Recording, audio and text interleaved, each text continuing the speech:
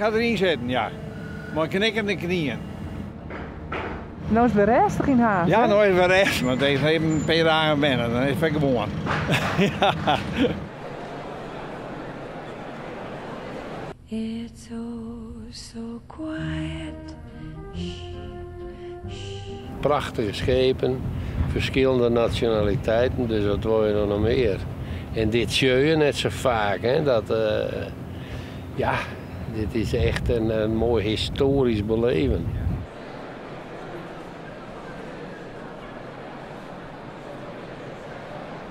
It's oh so still. Put your hands in the air if you're for high. You're all alone.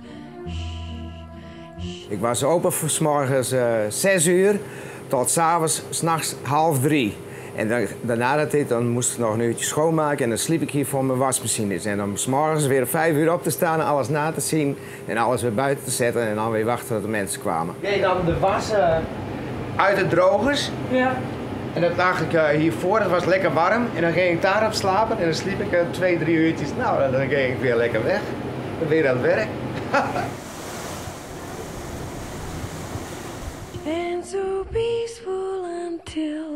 Hoeveel poffertjes zijn je verkocht al Roene weekend? Het is niet bij te houden, er zijn er zoveel. Als je tussen de 500 en 1000 gasten per dag wegduwt hier zo, dan zijn er best wel veel. Maar Matteo net nou zelfs even een weekend houden? Nee, want het seizoen is begonnen, hè. Het is nu vakantie, dus nu is het voor ons zijn 6, 7 weken een drukke periode.